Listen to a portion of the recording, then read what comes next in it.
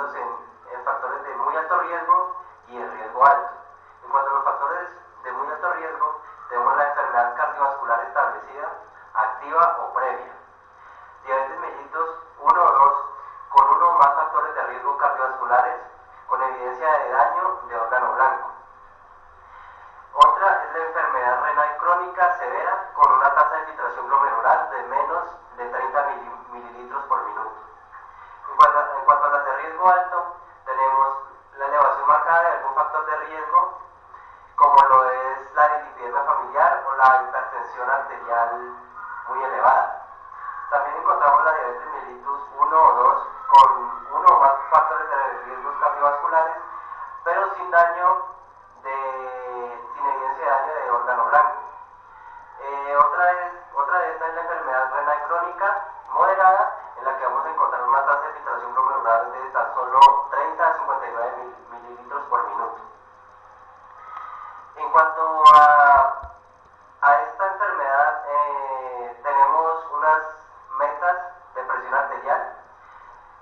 que encontramos en las diferentes guías. Tenemos una para la población general, otra para diabetes mellitus, para nefropatía y enfermedad coronaria. En cuanto a la población general, vamos a encontrar una presión arterial menor de 140/90 o menor de 140/85 según de la guía donde la encontremos. Para diabetes mellitus, las guías establecen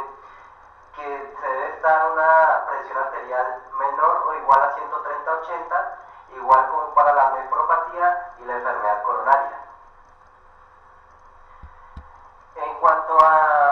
al factor de referencia de la presión arterial, que debe ser 130/80, tenemos unos estudios en los cuales se han basado para poder identificar esta referencia, como uno de ellos, el UKPDS, en el que se trata de un control estricto versus un control menos estricto, en el cual se hizo un estudio en dicha población que tenía una presión arterial base de 160/94,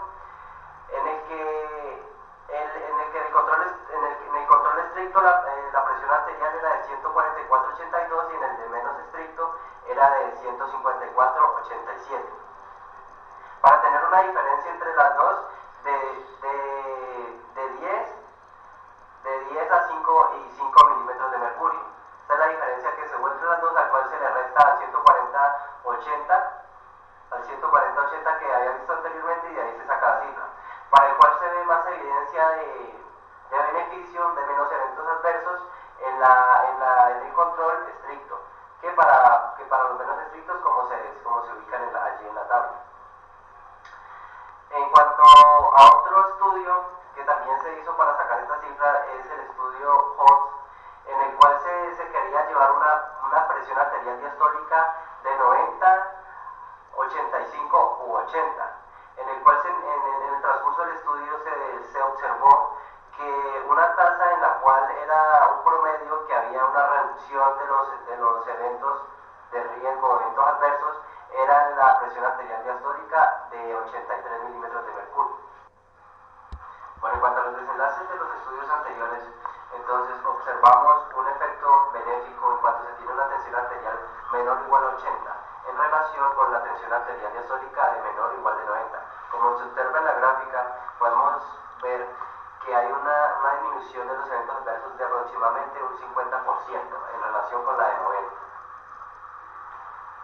Al parecer, hay una relación inversa en cuanto a la tensión arterial y los eventos adversos. Se dice que cuando se llega a una tensión arterial menor de 130/80, los eventos adversos se van a proporcionar más y ya no va a ser efecto benéfico, sino un efecto al contrario, agresor para el paciente. Bueno, en cuanto a otro estudio que se hizo en pacientes hipertensos de alto riesgo con diabetes tipo 2, en el cual se hizo el estudio de una población de aproximadamente 4.800 personas en un seguimiento de 5 años, en el cual se requería tener una presión arterial sistólica de menor de 120 versus una presión arterial sistólica menor de 140 milímetros de mercurio. Para esto se hizo un seguimiento estándar y un seguimiento intensivo, en el cual se vio que desde el primer año surgió efectos tanto en la estándar como en la intensiva. En cuanto a los eventos adversos que se presentaron de la una a la otra, se presentó más eventos adversos en cuanto al tratamiento intensivo por la baja de tensión menor de 130-80 en relación al tratamiento que se hizo con el tratamiento estándar. Uno de los eventos adversos que se presentaron en cuanto a este estudio, o los principales, fue la hipotensión, la alteración del potasio y la alteración de la función renal. En cuanto a un metaanálisis que se hizo aproximadamente en 15 estudios y en una población de 38.000 personas, con una relación de tensión arterial de 7.5-4.5 milímetros de mercurio en disminución, se dio un efecto benéfico en cuanto a la disminución de aproximadamente un 11% de los eventos cerebrovasculares mayores, una disminución del infarto de miocardio en un 13% y en los eventos cerebrovasculares en un 24%. En la mortalidad en relación no se vio mucho el cambio, pero en la alteración de la función renal sí hubo una disminución. Bueno, el control de la presión arterial en pacientes de alto riesgo con diabetes mellitus e intolerancia a la glucosa. Se hizo un estudio aproximadamente de una población de 38.000 personas con control intensivo de la presión arterial, en el cual observamos una reducción aproximadamente del 10% de la mortalidad, un 17% de reducción en los eventos cerebrovasculares, pero hubo un incremento de los eventos adversos serios aproximadamente en un 20%. Se dice que cuando las cifras tensionales bajan alrededor de menor de 130 milímetros de mercurio, la tasa de eventos adversos ya no va a ser 20, sino que van a aumentar a un 40%. En los siguientes dos estudios, como lo es el Long-Target y el TNT, vamos a hablar primero del Long-Target, se hizo un estudio para reducir la presión arterial menor de 130-72 milímetros de mercurio, en el cual se observó que al disminuir las tensiones arteriales a este nivel, se observaban mayor los eventos adversos y eventos cardiovasculares. Como se hizo en el estudio también, en el estudio TNT, que se hizo en pacientes con riesgo cardiovascular alto, ya que tenían enfermedad coronaria, y con las tasas de presión arterial, las cuales aparecen en la gráfica, que también precedía a mayor eventos adversos y mayor eventos cerebrovasculares futuros. El último estudio que se observó después del estudio LIFE, el cual se hizo en pacientes con riesgo cardiovascular alto, el cual tenía una tensión arterial elevada y sufrían de hipertrofia ventricular izquierda,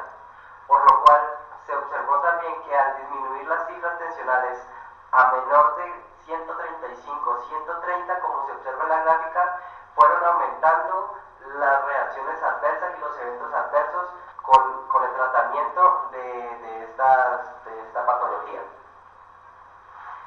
En cuanto a conclusiones ya de esta enfermedad, entonces podemos decir